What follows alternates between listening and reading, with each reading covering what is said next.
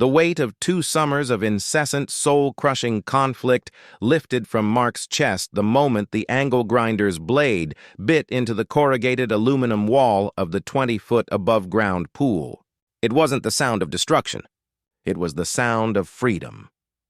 For 7 years, that pool had been the centerpiece of his backyard, a blue, life-giving oasis in the brutal Texas heat. For the last 2 years, since Carol Thompson moved into the meticulously kept beige house next door, it had become a siege weapon, the source of endless HOA complaints, passive-aggressive notes about acoustic, pollution, and the truly unhinged, like the time she reported him to the Department of Health for a noticeable increase in neighborhood chlorine odor. Mark had tried every reasonable solution: a quieter filter pump, higher fencing, even a peace-offering bottle of expensive Chardonnay that Carol had ceremoniously dropped into his recycling bin, unopened, while maintaining eye contact, but the cost of the pool, in insurance, maintenance, and, most importantly, emotional exhaustion, had finally exceeded its utility. His wife, Sarah, had given the ultimatum a month ago. "Mark, either the pool goes, or I find a house where the neighbor doesn't track our conversations with a directional microphone." Sarah hadn't been kidding about the microphone. Mark yanked the power cord, the grinder spinning down to a dangerous high-pitched whine. Sweat poured down his face, pasting his t-shirt to his back. The pool was already mostly drained. He'd let the water run into the street storm drain overnight, a calculated move that he knew Carol had been watching like a hawk from behind her vertical blinds. "All right, boys," Mark called out, wiping his brow with a forearm. He'd hired 2 strong, silent laborers from a local demolition service, giving them a heavy bonus to work fast. "That first section is loose. Let's get it down." The men nodded, moving with the practiced efficiency of people who dismantle dreams for a living. They worked together, unbolting the final fasteners, holding the main wall segment rigid. The instant the tension released, the large sheet of metal buckled with a horrifying key-thwomp, collapsing onto the grass, exposing the muddy vinyl liner beneath like the belly of a dead whale. A sound, sharp and proprietary, pierced the air. The distinctive, high-pitched squeal of Carol Thompson's back door sliding open. Mark didn't have to look to know she was there. Standing on the edge of her perfectly manicured lawn, framed by a rose bush, she routinely entered into local gardening contests. He felt her presence, a radiating field of self-righteous indignation, before he even saw the shadow of her wide-brimmed sun hat fall across his yard. Mark. The name was not a greeting. It was an accusation, drawn out and edged with a dangerous, theatrical tremor. He forced himself to look at her, offering a neutral half-wave. "Good morning, Carol. Hot one, isn't it?" Carol ignored the pleasantry, striding forward until she reached the invisible line separating their properties. A boundary she treated less like a property marker and more like a moral frontier.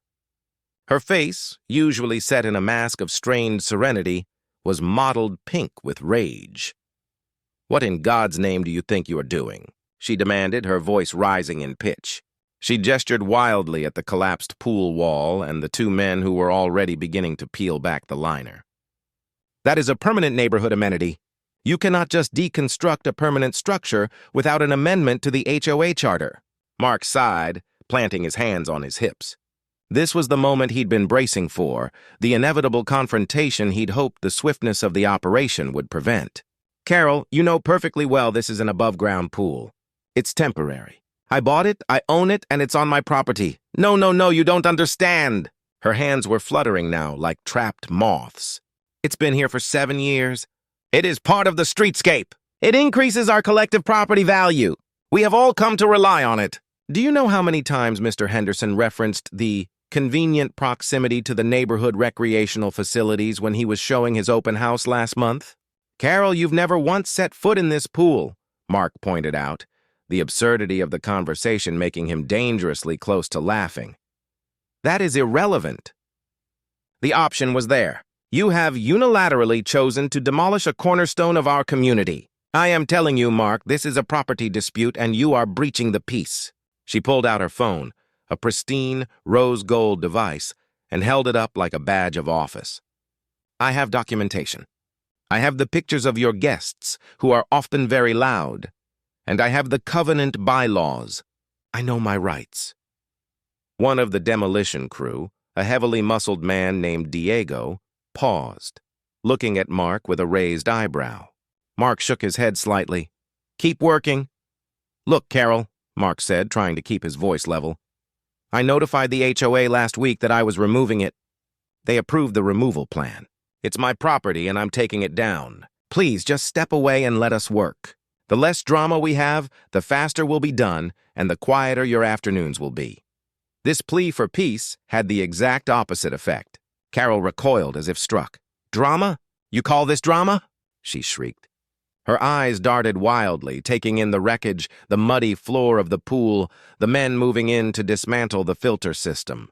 A vein was throbbing visibly at her temple. This is theft. You are taking away something that belongs to all of us. I saw you draining it illegally into the street last night. You think I didn't call the city? I did, but they were too slow. You're getting away with a criminal act, Mark. A criminal act. She took 3 rapid steps back, spinning away from the property line as if he'd pulled a weapon. Her breathing became shallow and ragged. Mark watched, frozen, as she fumbled with her phone, her fingers shaking against the screen. He thought she was taking a photo, or maybe calling her lawyer, which was her usual, empty threat. Then he heard the unmistakable, clipped, 3-digit sequence being punched in. No, Carol, don't, Mark said, his voice dropping, the light-hearted tone gone. He knew she was unbalanced, but this was a new level of self-parody. Don't waste their time. It's my pool. She ignored him, holding the phone tight against her ear, turning her back so he couldn't hear every word.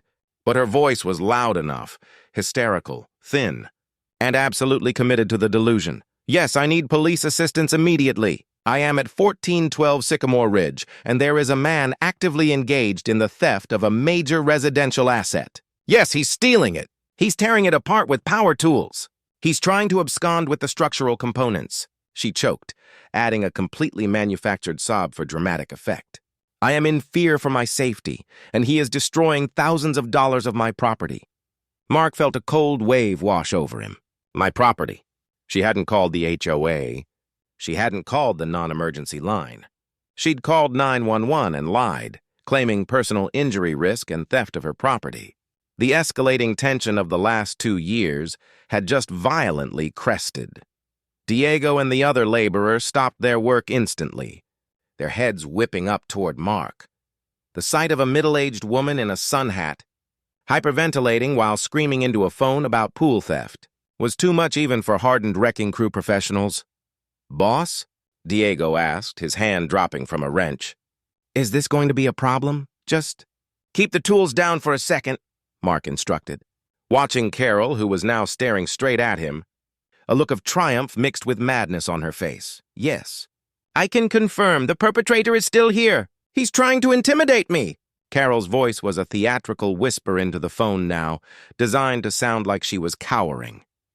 Less than 3 minutes later, a distant wail began to grow, approaching rapidly. It wasn't the slow, casual chirp of a patrol car on routine. This was an urgent, full-throttle siren, responding to a 911 call involving alleged theft and imminent danger. The car, an unmarked black cruiser followed by a marked patrol vehicle, skidded to a stop not in the street but right on Mark's curb, crushing a small section of his lawn.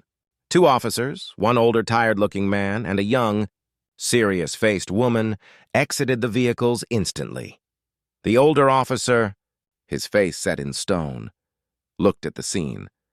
A manicured suburb, a woman pointing wildly at a deconstructed pool, and 3 men standing near power tools and heavy, jagged metal. What's the situation here, ma'am? The older officer barked at Carol, who instantly ran toward them, adopting the persona of a terrified victim. Officer, thank God! He is stealing a structure that is under dispute. He is destroying my amenities. He is a known aggressor in the community. The younger officer immediately turned her attention to Mark, her hand resting near her sidearm, her eyes scanning the debris. Sir, I need you to put your hands on your head right now. We received a report of an active theft and assault threat. What is your name? Mark's stomach dropped. This wasn't a mediation. They were treating it as a live crime scene. He slowly raised his hands, the metallic grit from the pool clinging to his sweaty palms. "My name is Mark Rourke. This is my property. I'm removing my own pool." She called 911 and lied. "You can explain that to me after we secure the scene, sir," the young officer stated firmly. She took a step toward the pool's remaining structure, which was still half erect. The older officer, having listened briefly to Carol's frantic, fragmented testimony, looked past Mark, his eyes narrowed, focusing not on the pile of aluminum, but on the small, barely visible. The older officer, Sergeant Miller, Mark now saw from his badge, stood over the confiscated angle grinder, a physical symbol of the halted demolition. The young officer Dunn held Mark's driver's license, her expression grim. Across the lawn, Carol Thompson had retreated to the boundary line, but she wasn't quiet. She was using a loud stage whisper to speak to the cluster of curious neighbors who had emerged from their air-conditioned homes. Drawn by the sirens and the sudden police presence, "It's just criminal negligence," Carol narrated for the crowd, tapping her phone. "A gas line! Right next to a residential pool. We were all in danger. Thank goodness I noticed the unpermitted activity." Mark's jaw tightened. "Sergeant Miller," he said, keeping his hands loosely at his sides. "She lied to 911 about theft and assault just to stop a civil action. She knows the propane line was capped. The tank was removed last year." Miller didn't even look at Carol. He was concerned only with procedure. "Sir, your neighbor's emotional state is not my priority. My priority is public safety. And according to this record, there is an uncertified utility connection on a demolition site. You are in violation of City Ordinance 4.7.1, Section B. The stop work order stands until a certified inspector files a final decommissioning report. If you or your crew touch that debris, you will be arrested for violation of a police order." He handed Mark a printed citation. The fines listed were staggering, up to $5,000 per day for non-compliance. Mark glanced at the demolition crew, who were already packing up their personal gear. Diego looked thoroughly disgusted.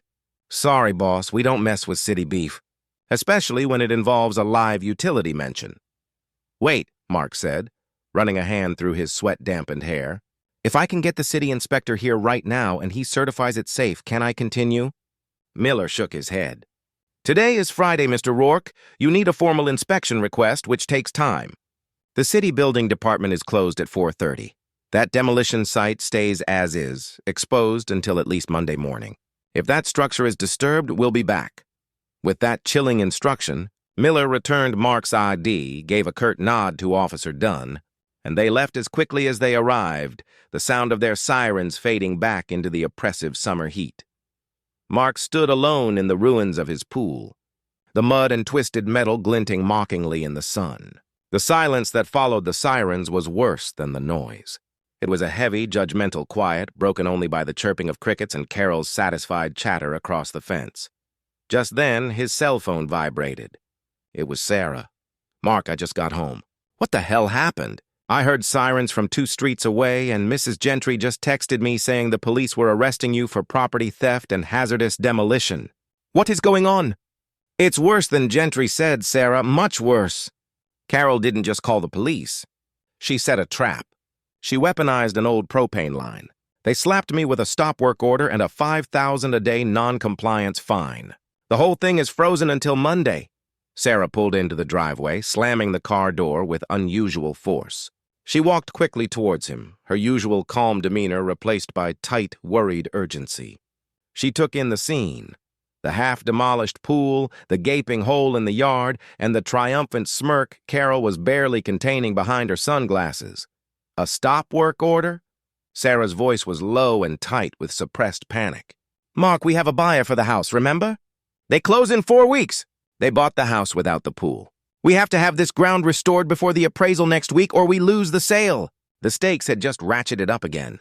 Losing the sale meant losing the deposit on their dream home, a quiet acreage property 40 miles outside the city, far from HOA tyrants and petty neighborhood wars.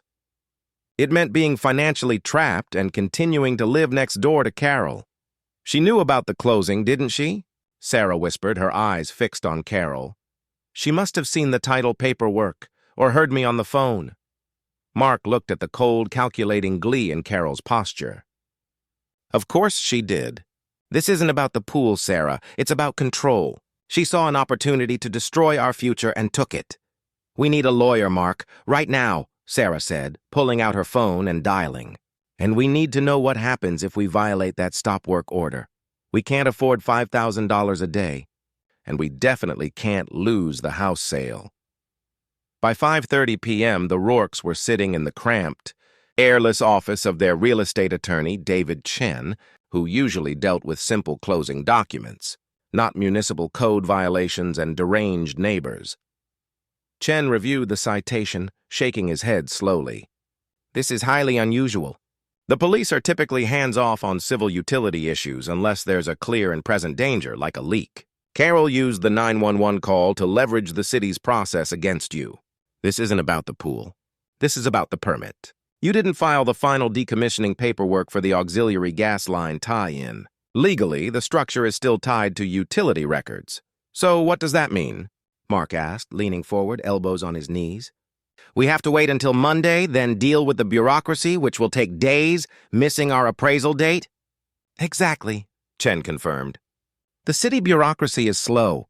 An inspection request filed Monday might not happen until Wednesday or Thursday. Then, if they find anything, even a small irregularity, it could be weeks. Meanwhile, you're sitting on a massive open hazard. Exposed metal, mud, and a daily fine. The buyer walks, Sarah concluded flatly, the realization hitting her hard.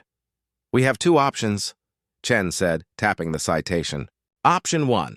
We try to get an emergency injunction against the city to force an immediate inspection, arguing undue financial hardship.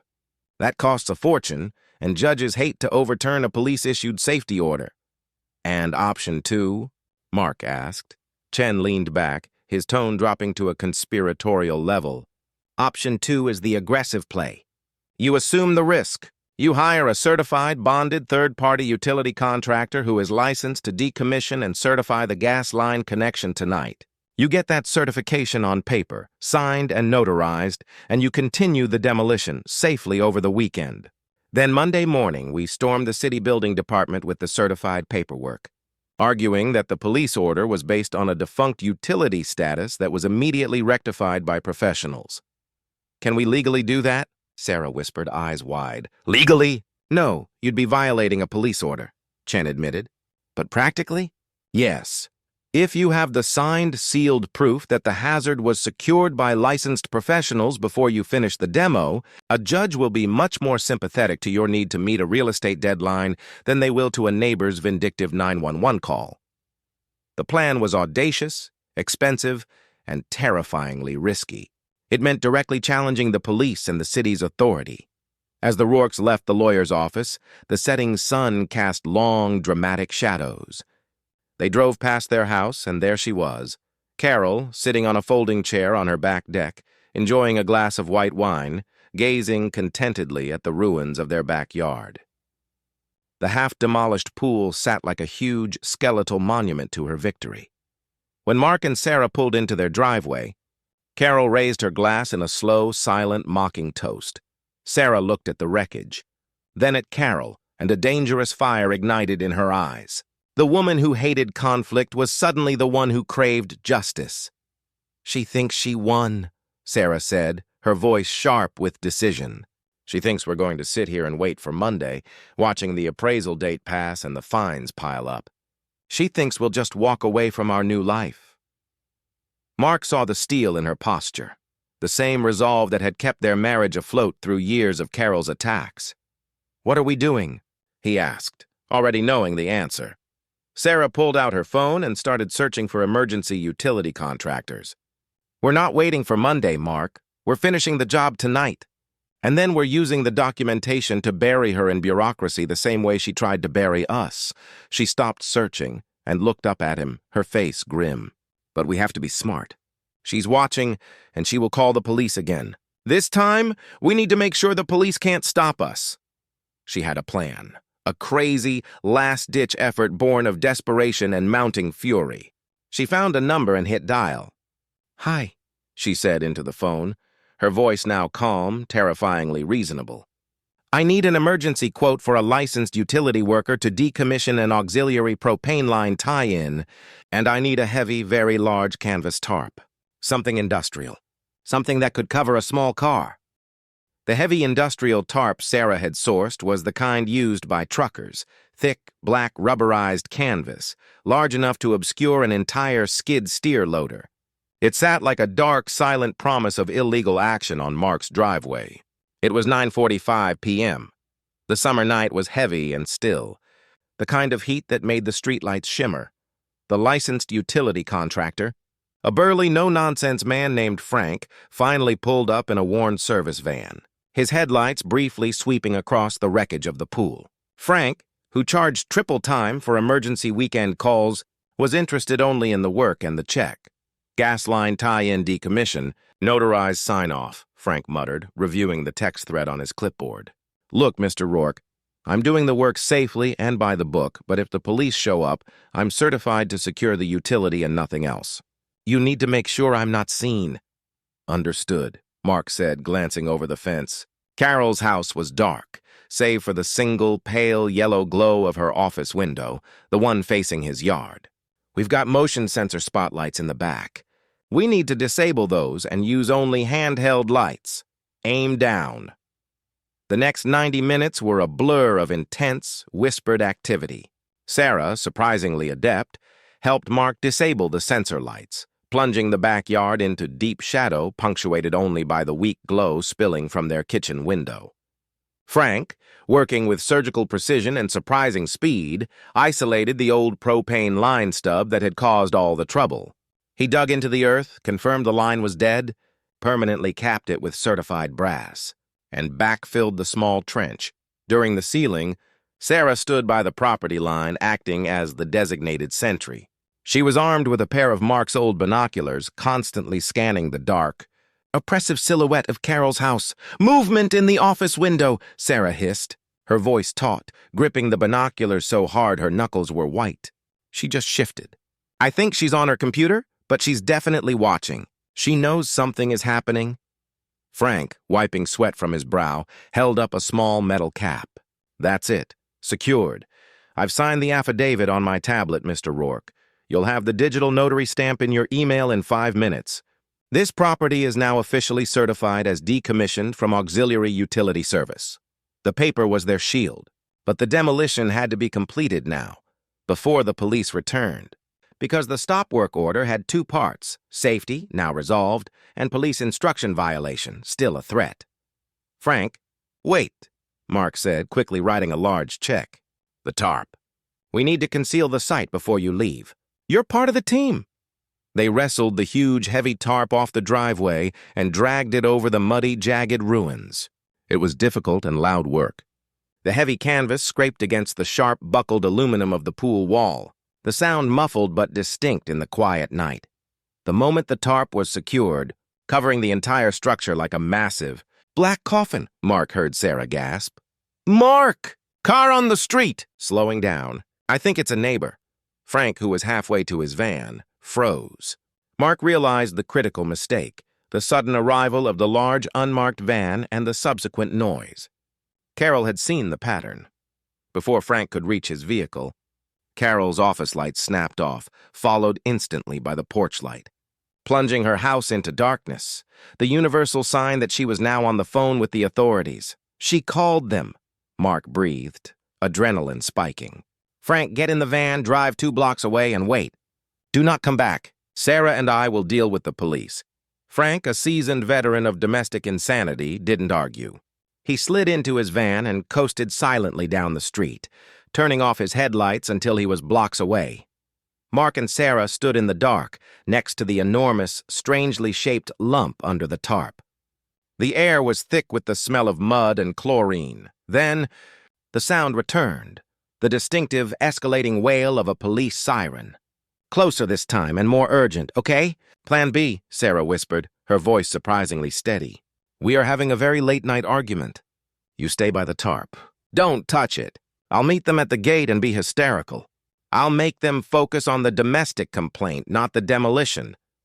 The marked police cruiser, the same one as before, pulled up slowly. its spotlight swinging across the front of the house. Officer Dunn was driving, Sergeant Miller in the passenger seat. Sarah walked briskly to the gate, throwing it open before the officers could even exit the car. She was dressed in a simple t-shirt and shorts, looking genuinely distraught. "Officers, thank you!"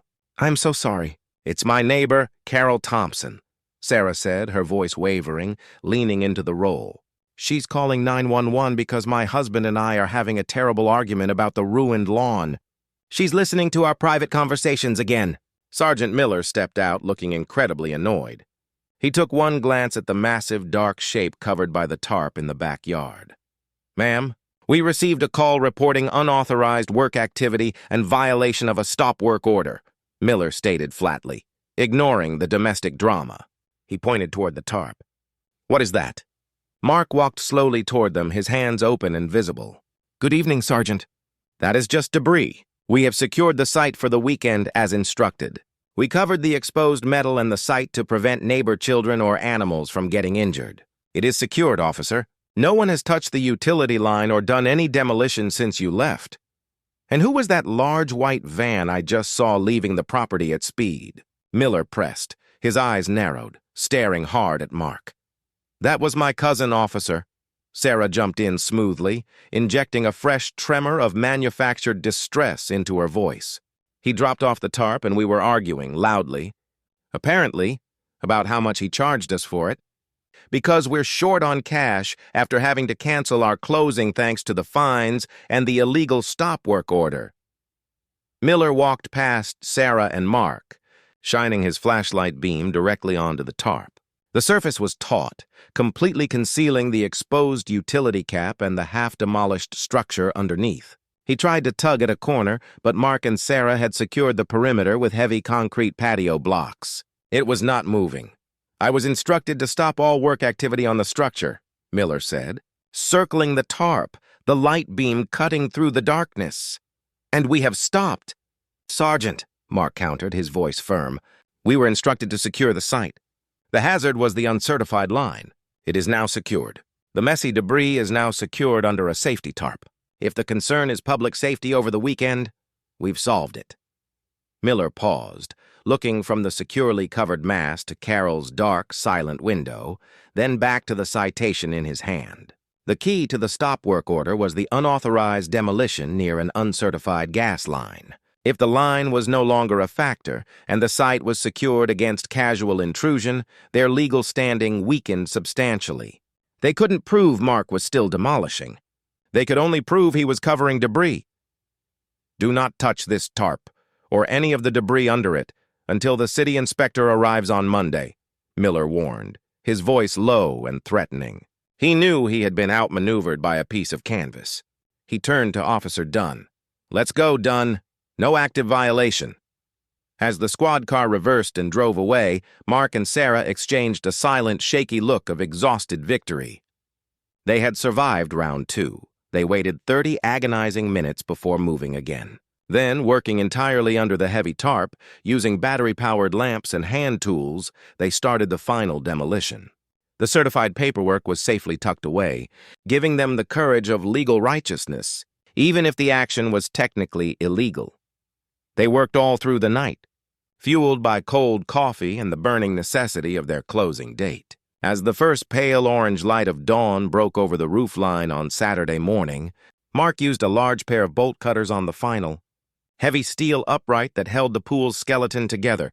The upright groaned, then snapped. With a final, echoing clang that sounded deafening in the early morning quiet, the entire metallic ring collapsed into the center of the muddy pit, leaving only a large circular indent in the earth. Soon to be filled, Mark stood back, covered in mud, sweat, and metal shavings. The pool, the focal point of 2 years of misery, was gone. He looked at the wreckage, then over at Carol's house, which remained obstinately silent, the curtains still drawn. It was over. But as Mark began to roll up the massive, heavy tarp, he found a small, almost invisible device taped to the underside of the aluminum wall he'd just disassembled. A high-powered, waterproof surveillance camera, aimed directly at his patio, recording everything. Carol hadn't just been watching from her window. She had a physical recording of the entire highly illegal covert operation. Mark stared at the camera in his palm. It was tiny, rugged, and perfectly sealed, designed to withstand rain, splashes, and the mud that clung to its casing. It wasn't just a recording device. It was definitive proof of 2 years of paranoia and, more immediately, irrefutable video evidence of the highly illegal demolition that had taken place under the massive black tarp. "She's insane," Sarah whispered, her voice rough from exhaustion and fear. They had spent the entire weekend leveling the ground where the pool once stood, laying sod, and prepping the yard for the Tuesday appraisal. The space was pristine, quiet, and tragically empty. She didn't just call the police. She set a surveillance stakeout, Mark said, turning the small camera over. She planned for our reaction. She knew we couldn't wait until Monday, so she secured the evidence of us violating the stop work order. David Chen, their attorney, had told them to bring the camera, but not to mention it. Yet. "We go in with the certified utility papers," Chen instructed Mark early Monday morning, leaning over a large mahogany table at the city building department's conference room. "That's our shield. We argue that the stop work order was based on a hazard that ceased to exist the moment Frank certified the line. The demolition completed this weekend was necessary to prevent further unsafe exposure of jagged metal debris to the public. We own the property, and the core utility issue is resolved." "And what about the video?" Sarah asked, her hands clasped so tightly her knuckles were white. "We keep it in reserve," Chen confirmed, tapping a pen against his legal pad. "If they produce their video of you violating the order, we immediately counter with this camera. It proves illegal surveillance, invasion of privacy, and, crucially, establishes her malicious intent and prior pattern of harassment, casting doubt on every action she has taken, including the original 911 call." Mark knew this meeting wasn't about permits anymore. It was a courtroom drama, and the stakes were their financial future. The conference room was austere, painted City Hall beige. Across the table sat 3 people: Mr. Peterson, the city's chief building inspector, a representative from the HOA's legal team, and Carol Thompson herself, radiating a chilling, victorious calm. She wore a tailored suit, her hair perfectly coiffed, looking every inch the aggrieved, upstanding citizen she pretended to be. The meeting began with a tense exchange. Mark presented Frank's notarized affidavit and the new, clean lawn, arguing for the immediate dismissal of the stop work order and the daily fines. The hazard cited by Sergeant Miller was the uncertified gas line tie-in, Chen summarized, sliding the paperwork toward Peterson. "As of Saturday morning, this property is certified safe by a licensed professional. The Rourkes have also completed the necessary site remediation, eliminating the debris field and the danger of exposed metal." Peterson, a tired man who looked like he'd seen too many neighbor disputes, examined the affidavit. "The utility certification is indeed valid. Mr. Rourke, the city will rescind the stop work order based on the resolution of the safety hazard." Mark and Sarah exchanged a fleeting, hopeful look. They had won the safety battle. Carol leaned forward, a razor-sharp smile cutting across her face. "But that doesn't resolve the contempt of police instruction, does it, Mr. Peterson?" Her voice was sweet, laced with malicious satisfaction. The HOA lawyer, a thin man named Greg, cleared his throat and addressed the room. "We received information from Ms. Thompson indicating that the demolition continued after Officer Miller issued a lawful, formal stop work order at 4:30 p.m. on Friday. Mr. Rourke not only ignored the instruction, but he engaged a third-party contractor to work after hours and utilized a large tarp to deliberately obscure his illegal activity from police view. This represents a willful, knowing violation of a police order, which carries mandatory punitive fines, regardless of whether the hazard was later rectified." Greg placed a USB drive on the table. "Ms. Thompson, as a concerned citizen and HOA board member, documented the violation." Mark felt Sarah's hand tighten into a vice grip under the table. The surveillance ambush had begun. "Play the video," Carol instructed the lawyer. Her eyes locked on Mark's, shimmering with pure, toxic triumph. The projector whirred to life. casting the blurry, shaky, dark footage onto the wall. It was low quality, shot from a low angle, obscured by shadows, but the audio was crystal clear. Sound: Frank's van pulling up. Mark and Sarah whispering about the lights. The distinct, loud, metallic tearing sound of the final demolition under the tarp. The footage showed only vague silhouettes and the black tarp, but the noise, the clang of the pool collapsing at dawn, the frantic, hushed voices, was enough. This video, time-stamped between 10 p.m. Friday and 6 a.m. Saturday, clearly shows the final. Unauthorized demolition of the structure in direct contravention of the order issued by Sergeant Miller, Greg stated coldly. The Rourkes demonstrated a flagrant disregard for municipal authority.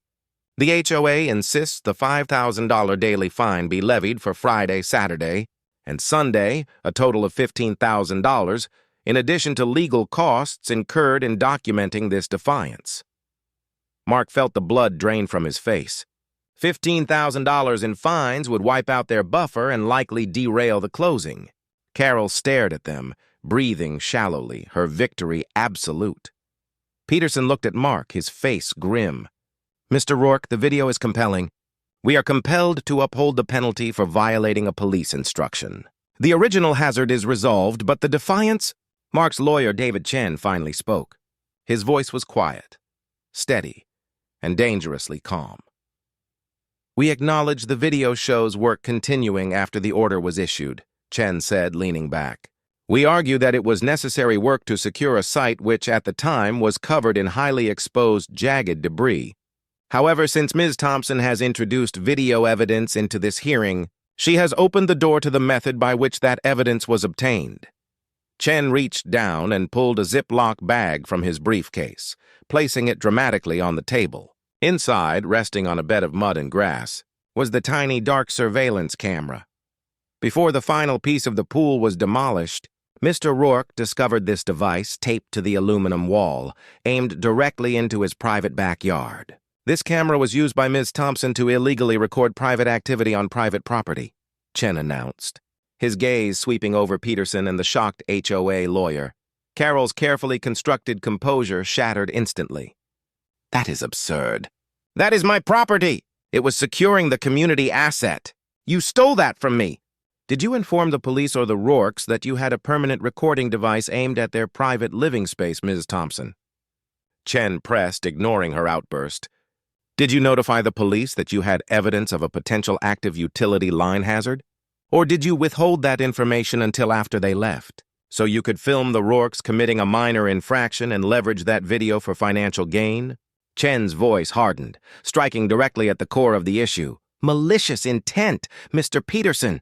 We are asking you to recognize that the Rourkes' action, while technically in violation of the letter of the police order, was necessitated by Ms. Thompson's malicious and illegal surveillance and her abuse of the 911 system. She engineered this entire situation not for safety, but for profit and personal vendetta. We submit that Ms. Thompson has violated several state laws regarding electronic surveillance and harassment, and we demand that any punitive fines levied against the Rourkes be entirely dismissed, and instead, legal action be pursued against Ms. Thompson for her misuse of emergency services and her pattern of harassment against the seller of a property."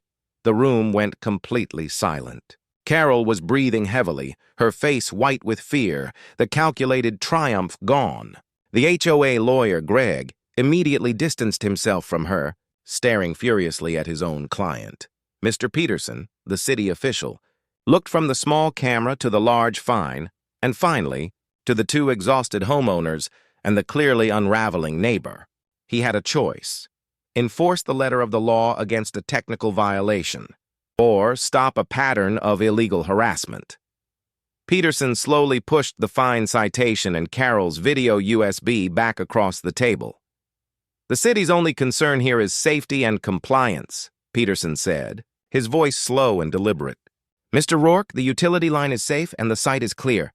The stop work order is rescinded and no further inspection is required." He paused, looking directly at Mark and Sarah. "The city attorney's office will review the alleged violation of police instruction and Ms. Thompson's evidence, as well as the counterclaim regarding this surveillance device, to determine if fines are warranted or if the matter should be referred for prosecution. However, based on the evidence of extreme and targeted harassment presented, and the prior documented history of calls to the Rourke residence, the city is hereby granting the Rourkes a full and immediate waiver of the fine penalties based on demonstrable, premeditated entrapment.